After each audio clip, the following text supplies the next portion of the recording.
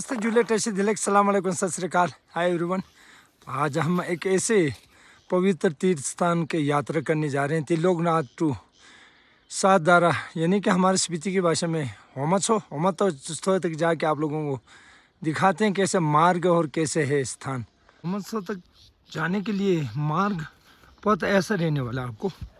यात्रा करने से पहले कभी भी दृढ़ता से निश्चय करने होंगे आपको, तभी मार्ग जो है सुलभ अच्छी यात्रा रह सकता है।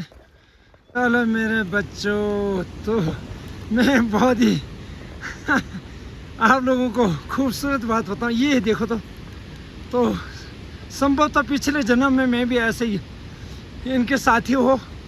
तो अभी जहाँ कहीं भी जाना है, फिर गणना करें तो संख्या 4-5 मेरे दोस्त मेरे साथ हमेशा। ये देखो, तो अब आज इस सातदारा का यात्रा के लिए मैं जा रहा हूँ, तो फिर मेरे दोस्तों के साथ तो होमत्सो तक जाने के लिए तीर्थयात्री सातदारा होमत्सो तक जाने के लिए मार्ग पे ऐसा सुंदर नज़ारा आपको देखने को प्राप्त होंगे।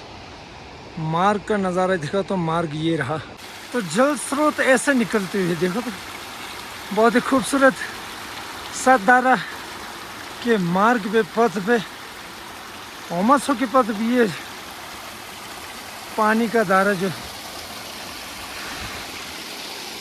सात जलधारा की कहने का मतलब पहला जलधारा ये। तो यहाँ पे भगवान शिव जी का शिवलिंग यहाँ पे स्थापित, यहाँ पे नंदी महाराज स्थापित। ये रहा भगवान शिव शंकर जी का शिवलिंग सातदारा के बिल्कुल सामने। आप दर्शन करें, मेरे चलचित्र के माध्यम से आप लोगों को मैं दर्शन कराने का प्रयास कर रहा हूँ।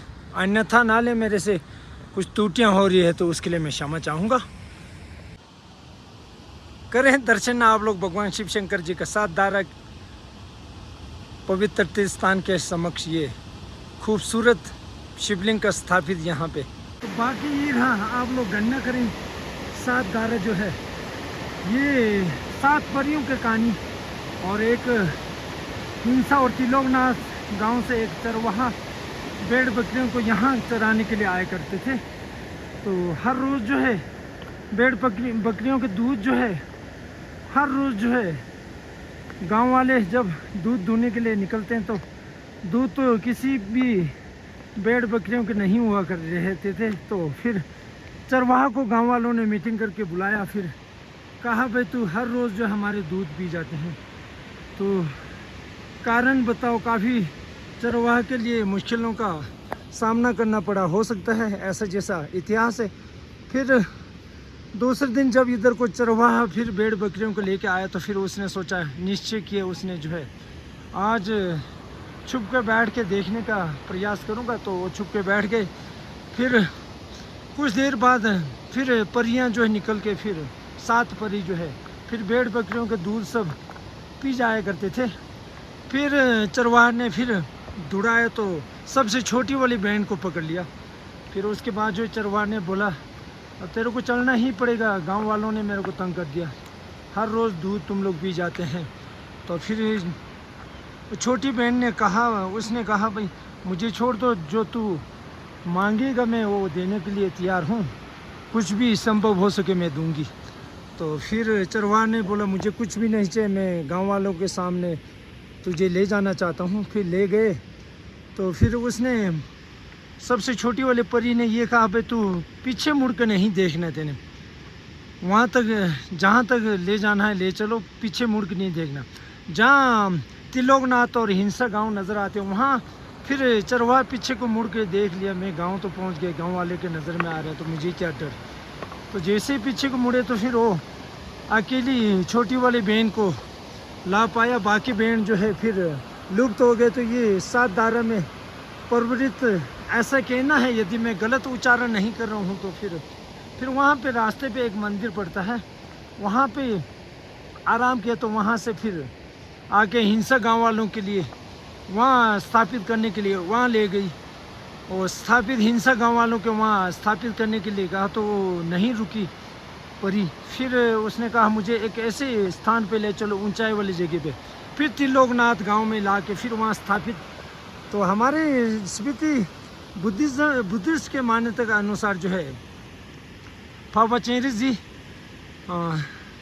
अवलोकितेश्वर जी का ये जो है मूर्ति, और हिंदू धर्म के अनुसार जो है शिव जी का भगवान शिव जी का, तो दोनों धर्म जो है मान्यता जो है बहुत ही मानते हैं सभी, बुद्धिस्ट अनुयायी भी और बाकी हिंदू धर्म के जो मानने वाले अनुयायी जो है सभी जो मानते हैं।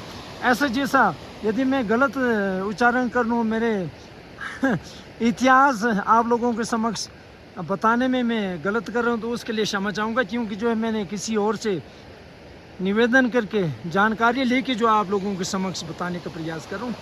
ये कहने का मतलब ये 7 धारा के मतलब 7 परियों के एक मार्ग कह सकते हैं, आने जाने का मार्ग जो है ये संभवतः ऐसा हो सकता है।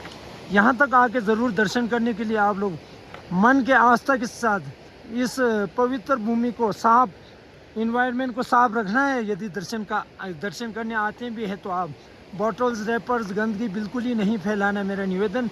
शस्त्रांग प्रणाम करके आप लोगों के समक्ष दंडवत होकर निवेदन है मेरा, हमेशा मेरा निवेदन प्रार्थना आप सभी से, स्थानीय लोगों से भी मेरा निवेदन, ये इस जगह को पवित्र स्थान को साफ रखने का प्रयास करें। बहुत ही खूबसूरत है। अभी तक तो लाहौल वालों को मैं सलाम करना चाहूँगा, नमस्ते झूले कहना चाहूँगा। बहुत अच्छे साफ सफाई रखे हुए हैं। आने वाले भविष्य में भी ऐसा ही हो। आपके सर्दियों में बर्फ़, गर्मियों में बारिश, और आपके फसल अच्छे हो। हम कहते हैं सरसू तुरू लोचू ताकतू, ऐसा जैसा आप लोगों की ज़िंदगी में सुख समृद्धि प्राप्त हो। ज़्यादा ना कहता हूँ, मैं अपने वाणी को विराम देता हूँ। अभी ओमद सो तक चलता हूँ, ओमद सो का दृश्य भी दिखाऊंगा। चलो चलते हैं हम लोग ओमद सो तक।